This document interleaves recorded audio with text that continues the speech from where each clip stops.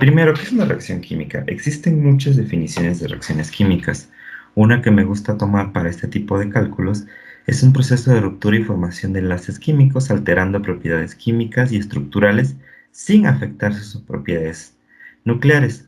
Típicamente podemos ver uno o dos o más reactivos los cuales van a conllevar a productos que estos normalmente tienen propiedades completamente distintas a los reactivos.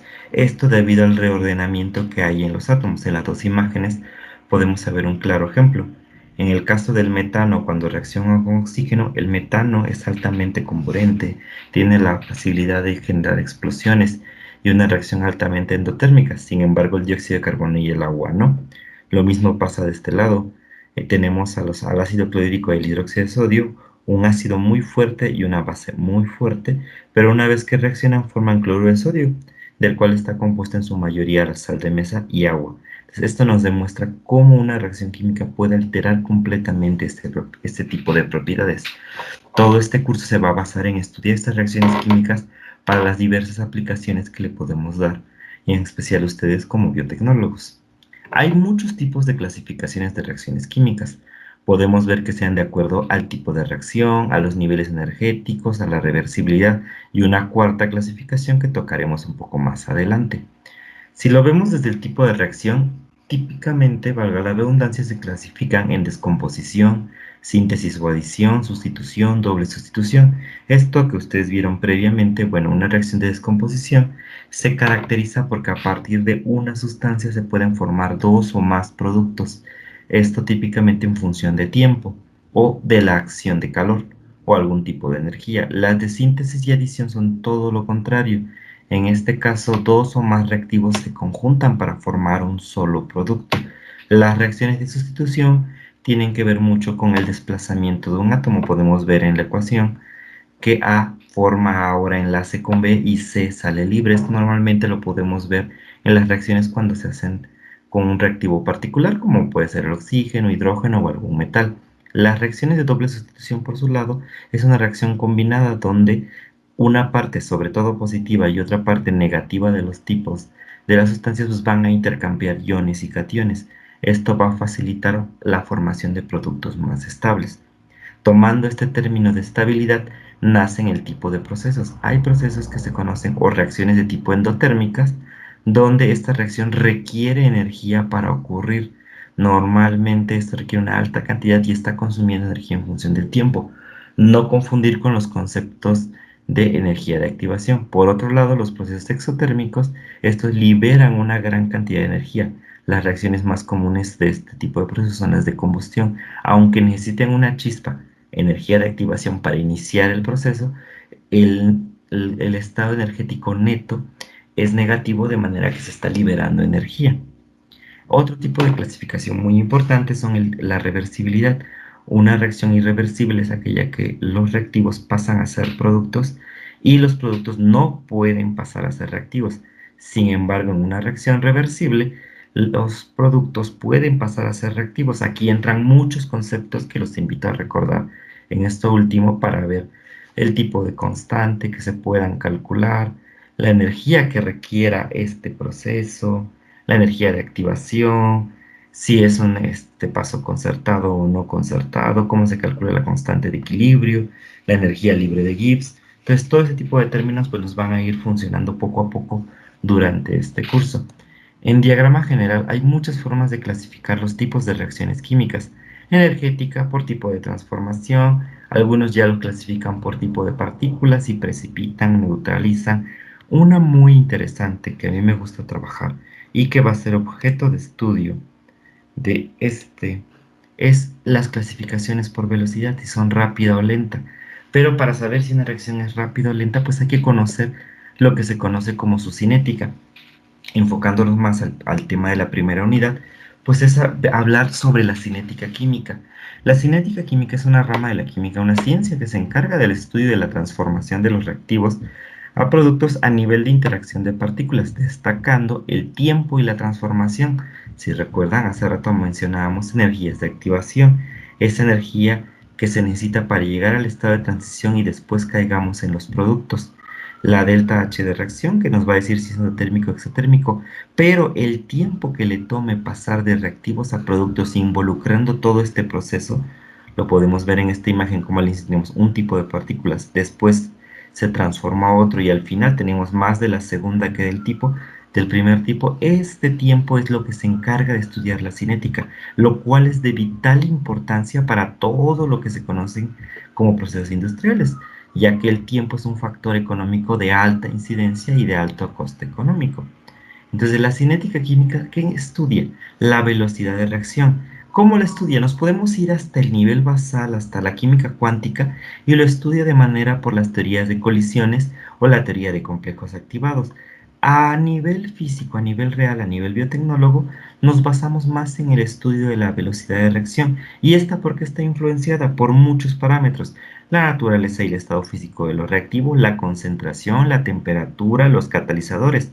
En temperatura los invito a recordar y a reestudiar lo que es la teoría de Arrhenius. Vamos a trabajar mucho con cinéticas a temperatura variable. Después, ¿qué hace? Se determina cómo la velocidad a través de la ecuación de la velocidad. ¿Y esto de qué depende? Del mecanismo. Esto se va a ver muy interesante cuando estemos en la segunda unidad, cuando estemos hablando de reacciones enzimáticas. De momento vamos a enfocarnos un poquito más a cálculos y a establecer la ecuación de velocidad para poder modelar la velocidad de reacción. Bueno, hablando de la ecuación de velocidad tiene que ver con los reactivos y o productos de una ecuación particular. Esta no depende de los coeficientes estequiométricos, quiero aclarar. Estos coeficientes se conocen como orden de reacción y van a depender completamente de datos experimentales.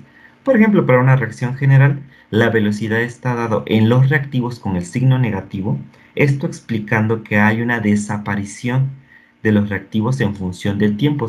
En el caso de los productos, el signo es positivo porque estos se están formando en función del tiempo. Aquí podrá surgir una pregunta: ¿qué pasa con aquellos que están en reacciones simultáneas donde en un punto es reactivo y en un punto es producto? Bueno, se tiene que hacer la suma de las parciales de cada uno de los casos para que eso nos permita enfocarnos al tipo de cinética que nosotros queremos calcular.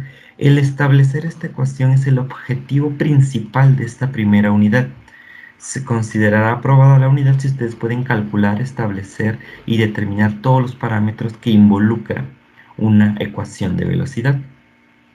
Esta depende de muchos conceptos. Algunos que quiero destacar es que M y N, que los manejo aquí, los manejaré como alfa, beta, x, y a lo largo de diferentes tipos de fuentes y ejercicios, se les conocen como orden de reacción.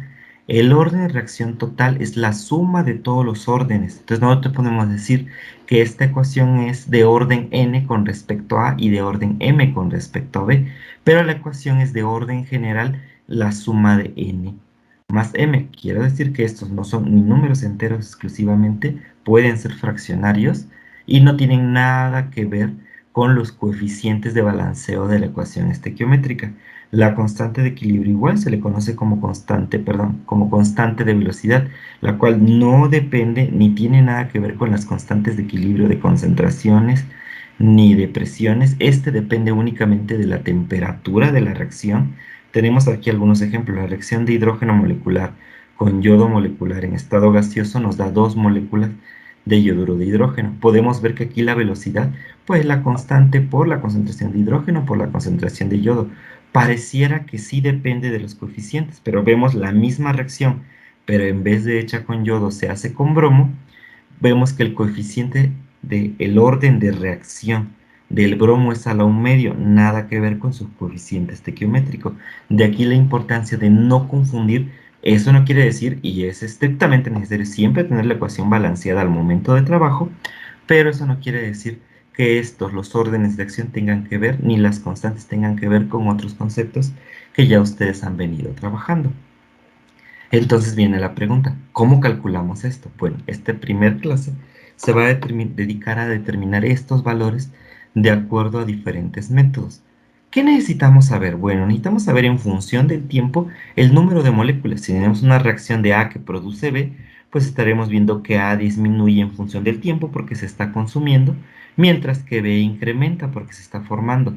Aquí el problema es que vienen todos sus conocimientos en química analítica de cómo calcular el número de moléculas de A y el número de moléculas de B. Vamos a ver un caso de estudio muy particular. Tenemos bromo en solución acuosa, el cual va a reaccionar con ácido acético, posteriormente nos va a formar iones bromuro en solución acuosa, iones hidronio en solución acuosa y dióxido de carbono. Esta reacción se puede determinar de muchas maneras, pero nos podemos aprovechar de una técnica que se llama espectroscopía UV visible. De aquí la correlación que la primera práctica que ustedes hacían se hacía en el equipo de UV visible para que fueran conociendo el tipo de técnicas. Eso no destaca que ya lo pudieron haber llevado en otras materias. Entonces aquí podemos ver la absorción del bromo, porque el ion bromuro ya no absorbe a 400 nanómetros. Entonces, en función del tiempo podemos ir viendo cómo decae la concentración o la absorbancia. Recordarán sus conceptos de ley de Lambert-Beer, si no los invito a repasarlos. Y podremos ir viendo que en función de que avanza la reacción esto decae, indicando que el bromo se está transformando en ion bromuro. Esto se puede ver a nivel experimental, de que al inicio de la reacción se ve un color de café oscuro y conforme va pasando el tiempo, este va disminuyendo hasta transparente. De aquí que el bromo sea café y el bromuro sea incoloro. Entonces eso nos muestra cómo en función del tiempo puede ir avanzando la reacción.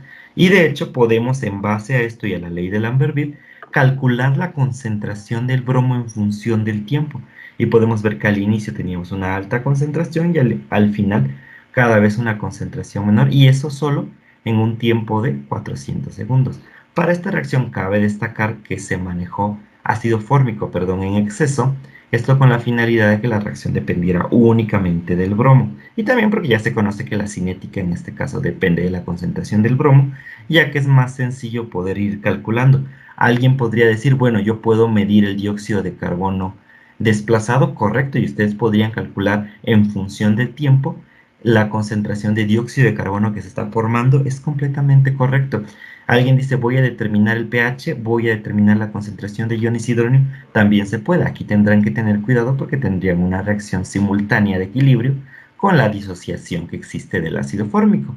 O alguien dice, bueno, yo voy a agregar plata para estar precipitando el ion bromuro en función del tiempo y puedo cuantificar cuánto se precipita de este ion. Es completamente válido. El cómo calcular las concentraciones va a depender del tipo de herramientas que ustedes tengan al momento de estar haciendo sus estudios cinéticos. Si nosotros graficamos el tiempo, la concentración de bromo en función del tiempo, pues primero vamos a observar que está decayendo. Después podemos ir calculando la rapidez en cada punto con los extremos. Esto con el método dependiente de entre dos puntos, calcular la velocidad o rapidez es un concepto que se va manejando de manera conjunta en este término, aunque sabemos que la rapidez es una relación en función del tiempo y la velocidad puede ser puntual y puede depender únicamente de la derivada cuando la diferencia del tiempo se dirige a cero. Entonces podemos ir viendo cómo la rapidez varía en cada uno de los puntos, porque recordaremos que la velocidad es la derivada de la concentración con respecto del tiempo. La rapidez promedio, y se aplica de forma de promedio cuando se calcula la concentración en un punto final menos en uno inicial con respecto a la diferencia del tiempo. Alguien puede decir, bueno, ¿cuál es la concentración a tiempo 400 con la de cero? Y hay una diferencia de 400 segundos, una diferencia tal de concentración, y podemos ir calculando, pero recordarán su teoría de integrales, que entre más pequeña sea la diferencia del intervalo en x, mejor y más acertada va a ser la velocidad. Entonces, si hacemos este cálculo repetido para cada uno de los tiempos, calculando, pues podemos obtener las rapideces de desaparición del bromo en función del tiempo. Y esto nos va indicando cómo la rapidez va variando de acuerdo a la concentración. Esto nos demuestra además de que si la rapidez varía, quiere decir que la reacción es función de la concentración de bromo. Podemos ver que a mayor concentración de bromo, mayor velocidad existe. Entonces algo nos está indicando que el bromo es fundamental para que ocurra esta reacción. Si nosotros graficamos ahora la rapidez en función de la concentración, podemos ver que es una línea recta. Eso nos dice que la rapidez es función de la concentración del bromo, es proporcional directamente proporcional a la concentración del bromo. Entonces, recordarán que para quitar una proporcionalidad incluimos una K. De aquí nace la constante de velocidad cinética. Si despejamos esta constante, pues podemos decir que es la rapidez en función de la concentración de bromo. Esto nos da la paula para poder calcular esta constante. Y si es realmente dependiente de esto, pues no va a fungir, porque ya es una relación de razón.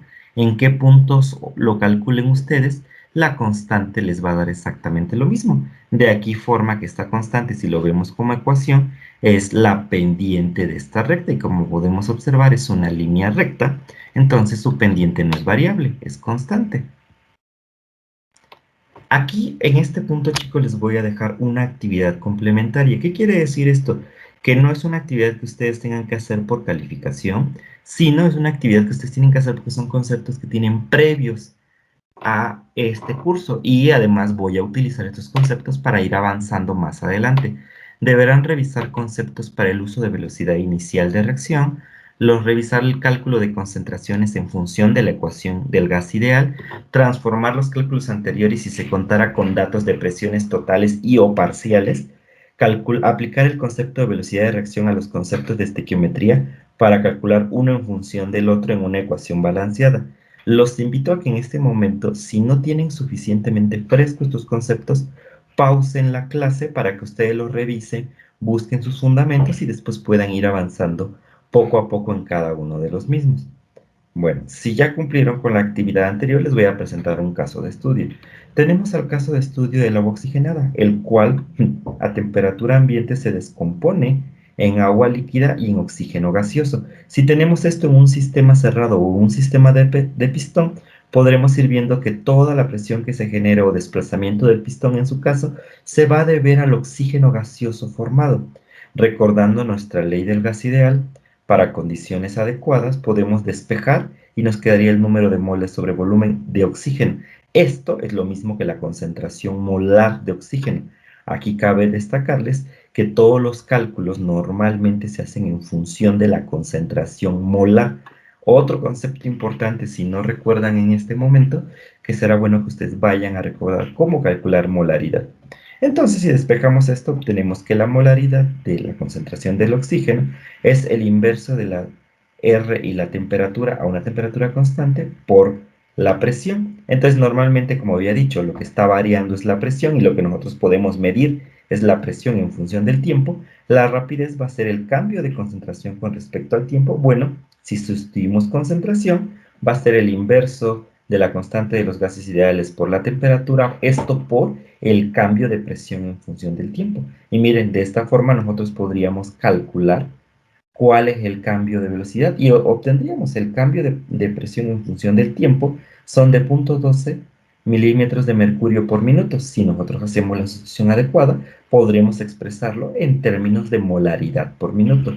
De aquí, chicos, la importancia del uso de presiones y lo vamos a estar utilizando en muchos ejercicios que involucren gases.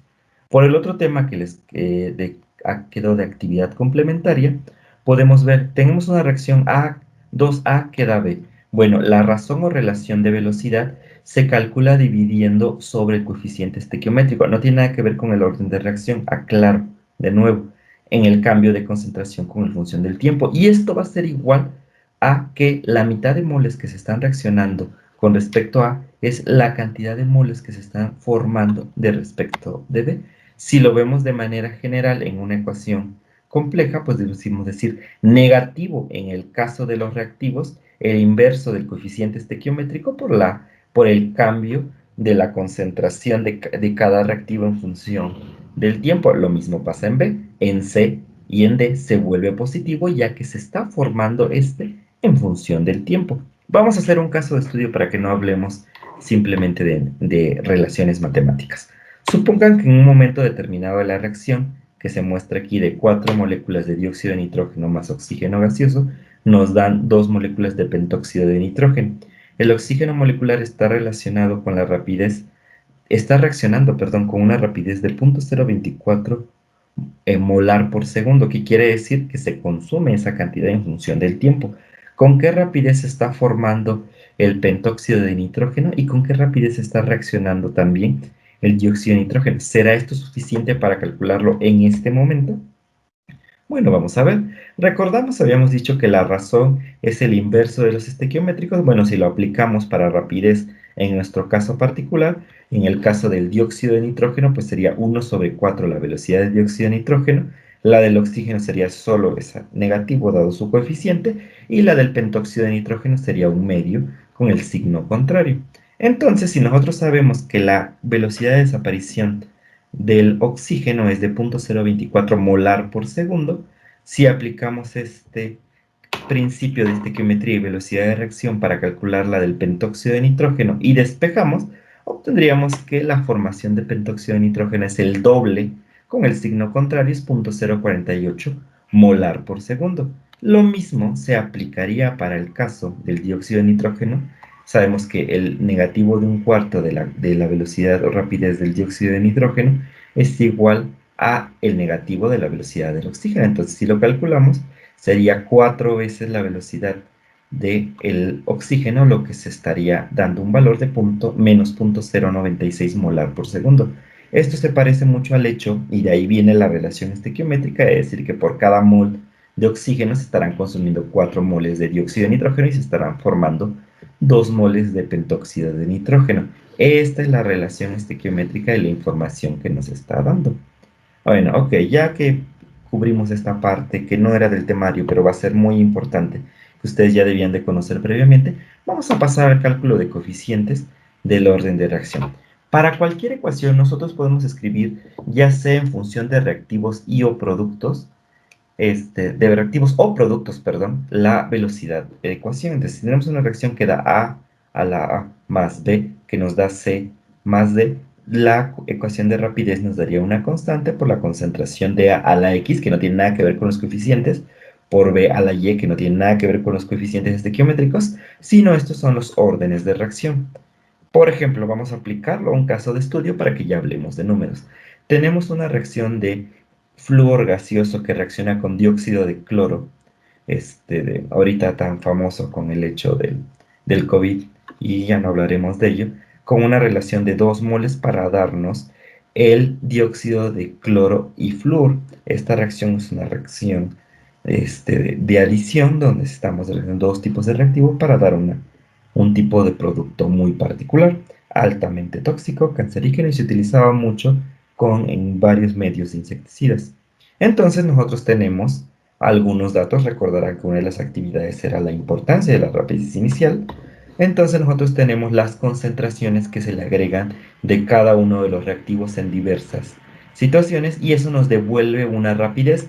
¿Esto cómo lo calculamos? Bueno, en este caso en particular lo calculamos con respecto a la formación de este reactivo. ¿Y esto por qué? Porque este reactivo es fluoróforo, entonces nos permitió detectarlo. Ver, ya una vez transformado nos dio esta rapidez, ya considerando todo lo de estequiometría, y vamos a proceder a hacer los cálculos. Bueno, habíamos establecido una ecuación de este estilo.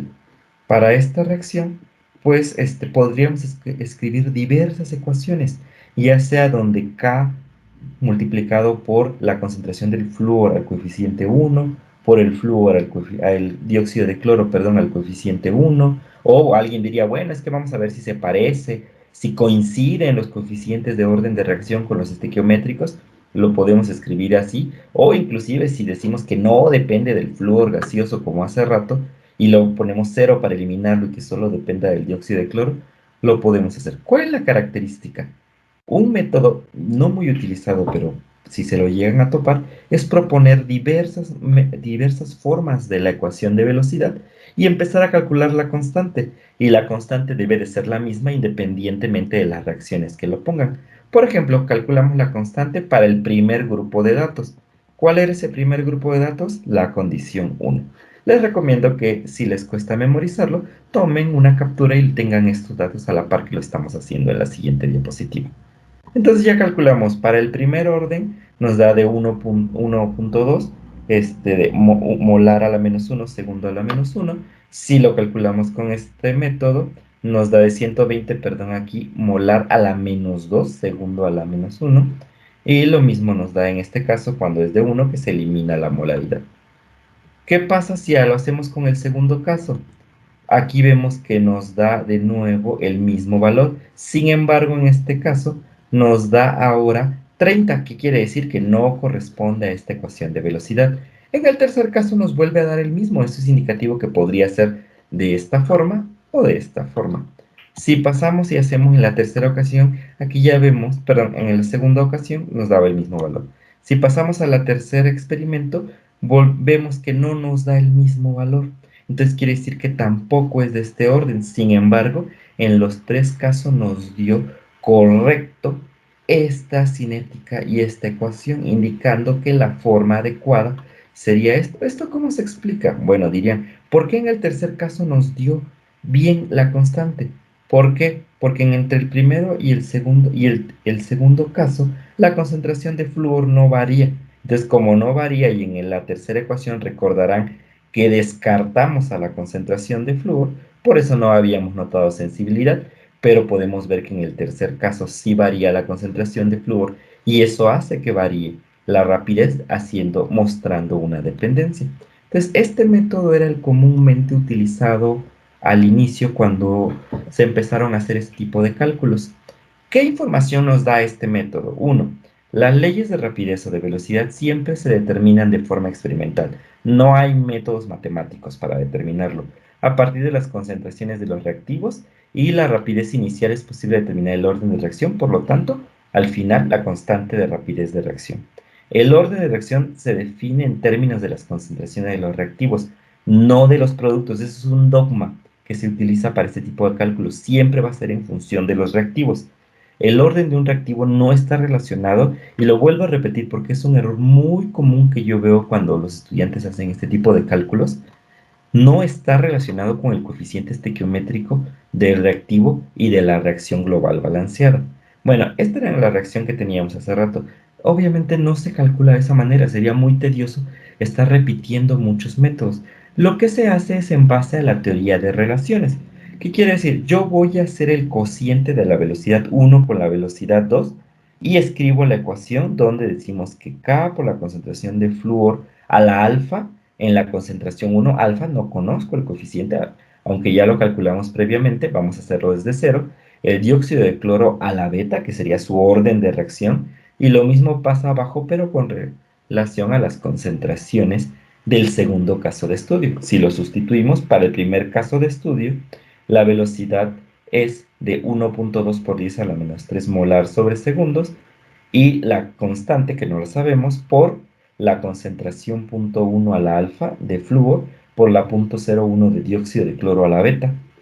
Sustituyendo lo mismo en la parte de la reacción 2, podemos ver que es 4.8 por 10 a la menos 3 molar por segundo, la constante 0.1 a la alfa, 0.04 a la beta, ya que son las concentraciones de las condiciones 2. Aquí, ¿qué puntos podemos ver? Que la constante de equilibrio, como es un cociente, se va a eliminar, y que la concentración de 0.1 al alfa sobre 0.1 al alfa, aunque desconozcamos alfa, pues también se va a eliminar, dejándonos así únicamente resolviendo este parámetro que 0.25 es igual a 0.01 molar sobre 0.04 molar a la beta, teoría de conjuntos, y podemos ver que la molaridad se elimina, algo necesario.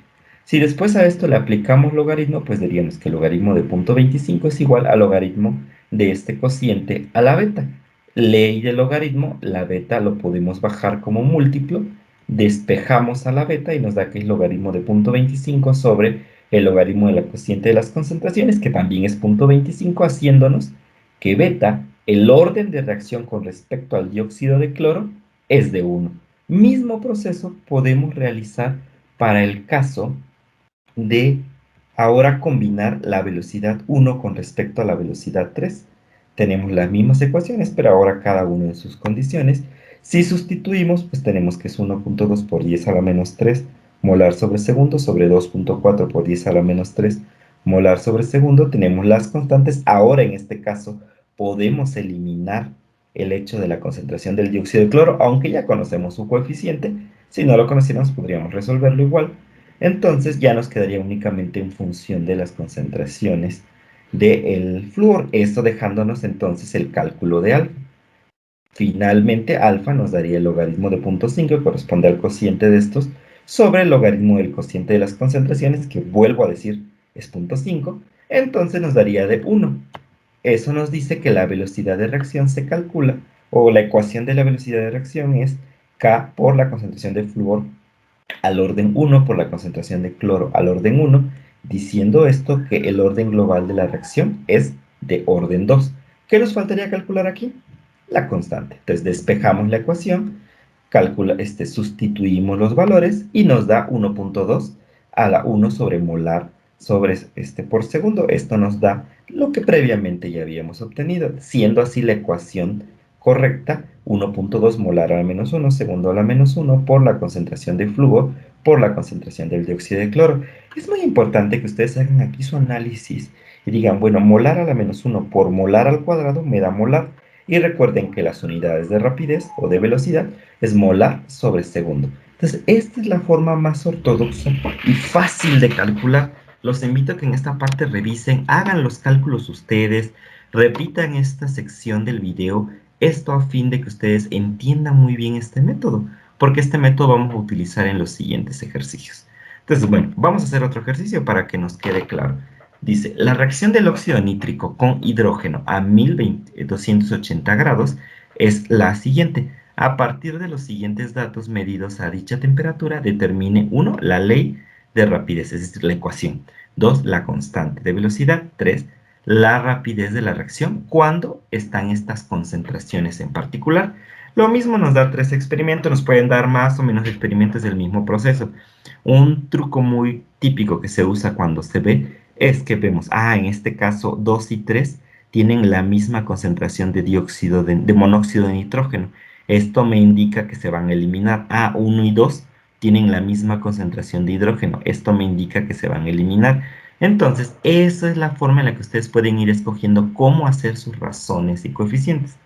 Vamos a hacerlo aquí. Bueno, primero hay que establecer cuál sería la propuesta de constante. Entonces vamos a decir que la ecuación, la rapidez o la velocidad es una constante por la concentración de monóxido de nitrógeno a la X por la concentración de hidrógeno a la Y en función de los reactivos, ya dado que son las concentraciones que tenemos. Si hacemos el cociente de hace rato, la rapidez 2 con respecto a la rapidez del experimento 1, esto es aproximadamente 4 y sustituimos las concentraciones. De nuevo, podemos eliminar que es la concentración de hidrógeno, debido a que tienen el mismo cociente. Acuérdense que 1 elevado a cualquier número sigue siendo 1. Entonces nos daría que la relación de estas, que es 10 por 10 a la menos 3 sobre 5 por 10, es 2 a la X. Entonces, ¿qué número que al ser elevado 2 a ese número nos dé 4? Pues 2. Entonces, ¿qué quiere decir? Aquí lo podríamos hacer calculando los logaritmos. Lo hago de manera práctica porque ya eso lo vimos en la parte anterior. Entonces nos dice que X es 2, es decir, ya tenemos el orden de reacción. Decimos que nuestra ecuación es de segundo orden con respecto al monóxido de nitrógeno. Mismo proceso podemos hacer ahora combinando la velocidad 3 y 2. ¿Por qué? Porque aquí se repite el hecho de que las concentraciones de monóxido de nitrógeno son las mismas y nos van a facilitar el cálculo. Entonces esto nos deja al final que 4 por 10 a la menos 3 a la y sobre 2 por 10 a la menos 3 a la y molar, en ambos casos el molar se elimina al ser un cociente, nos dice que es 2 a la y es igual a 2. Entonces, ¿qué número que elevado el 2 a ese número nos dé 2? Pues 1. Entonces ya tenemos el orden de reacción. Entonces la rapidez o la ecuación de rapidez nos queda que es rapidez o velocidad es igual a la constante por la concentración de monóxido de nitrógeno al cuadrado por la concentración de hidrógeno. Y ya tenemos nuestra ecuación. Ahora que nos falta calcular la K a esta temperatura de 1280, porque acuérdense que los experimentos dependen de la temperatura. Entonces, si despejamos la forma de K, es igual a la rapidez sobre la concentración del monóxido de nitrógeno al cuadrado sobre la concentración de hidrógeno. Sustituyendo valores y así de sencillo obtenemos que la constante es 2.5 por 10 a la menos 3 sobre molar al cuadrado por segundo. ¿Esto por qué? Porque tenemos un molar, se elimina con el otro y aquí tenemos molar al cuadrado, el segundo es recíproco. Entonces es muy importante que siempre chequen sus unidades. Y con esto ya tenemos completamente nuestra ecuación de velocidad. Finalmente nos pedía el problema, si recuerdan, calcular a unas concentraciones particulares, que era 12 por 10 a la menos 3 para el caso del monóxido de nitrógeno y 6 por 10 a la menos 3 para el caso del hidrógeno. Entonces, si tuviésemos un experimento con estas concentraciones, la rapidez inicial sería de 2.2 por 10 a la menos 4. ¿Por qué es importante esto? ¿Por qué lo vemos en este tipo de materias? Porque esto nos va a decir cuál es la velocidad y con esto podemos calcular cuánto producto vamos a formar en función del tiempo, lo cual estarán de acuerdo que es de vital importancia al momento de hablar de un proceso industrial. No podemos simplemente decir, ah, bueno, pongan su reactor ahí y pues vamos a esperar o vamos monitoreándolo. El hacer los cálculos nos van a decir cuál es el tiempo mínimo, cuándo hacer revisiones, cómo avanzar en el proceso, cuándo la reacción ya se estancó, a qué concentración queremos llegar. Ese tipo de información es fundamental, de ahí la necesidad de que ustedes aprendan este tipo de cálculos. Bueno, chicos, en este momento los invito a parar el video para que ustedes realicen el ejercicio de práctica. Si no lo pueden realizar correctamente, entonces regresen el video para ver cómo se hacen los cálculos antes de que empecemos a avanzar al resto de las clases. La reacción del ion peroxisulfato S2O8 a la menos 2 con el ion yoduro es, esta reacción los invito a investigar de qué es, ya que es una reacción muy importante en biotecnología, ¿eh? A partir de los siguientes valores medidos a cierta temperatura, determine la ley de velocidad y calcule su constante. Entonces tenemos 3 experimentos, ya no les voy a decir cuáles se repiten, cuáles no se repiten. Ustedes busquen cómo hacer sus relaciones, ya saben, no es lo mismo hacer 1 sobre 2 que 2 sobre 1. Entonces el orden no afecta en este tipo de procesos para cálculo. Entonces tómense el tiempo necesario. Yo les recomiendo que no les debe tomar más de 15 minutos. Si les toma más de 15 minutos, tienen que agarrar mucha habilidad para hacer este tipo de cálculos, chicos. Bueno, supondré que ya pasaron los 15 minutos porque ustedes pausaron el video, pues les voy a mostrar cómo se hacía. Primero, establecemos nuestra ley de velocidad. Si no les dio tiempo, detengan el video en este punto antes de que empecemos a hacer cálculos. Ok. Decimos que depende del ion peroxisulfato y del ion yoduro. Entonces, está la alfa, la beta, aquí se me fue el 1, perdón, este es general, no debería llevarlo. Entonces vamos a hacer la relación entre 1 y 2. Entonces podemos ver que el ion peroxisulfato a la alfa, sustituimos valores del experimento 1 con el respecto del 2 y podemos ver que en este caso podemos eliminar las K y la concentración del ion peroxisulfato.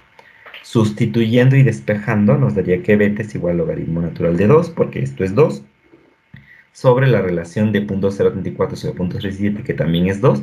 Entonces esto nos dice que beta es 1, es decir, que el orden de reacción con respecto al yoduro es de orden 1. Mismo proceso, pero ahora lo hacemos con 3 y 2. ¿Por qué?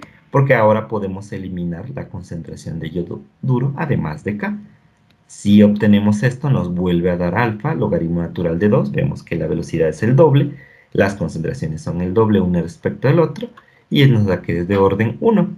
Entonces ya tenemos que este es de orden 1 y este es de orden 1. El orden global, 2. Entonces, indicar ahora para calcular la constante, la velocidad, en sustitución, les recomiendo que lo hagan, lo debieron de haber hecho con los 3 experimentos y les va a dar aproximadamente el mismo valor. Hay pequeñas diferencias no significativas. Normalmente para cálculos de constantes solo se manejan 3 signas significativas, así que lo redondeamos a 0.0811 sobre molar segundo. Y ya esta sería nuestra ecuación de la cinética correspondiente a la reacción previamente mostrada. Y podemos ver molar a la menos 1, segundo a la menos 1. Cuando se multiplica con un molar, esto se elimina, dejándonos molar sobre segundos. Es una forma, a que sea segundos, minutos, eso va a depender del tipo de experimento. No se casen que siempre va a ser segundos, ni tampoco que ustedes lo tengan que transformar. En un proceso industrial casi siempre se manejan las cinéticas en función de horas.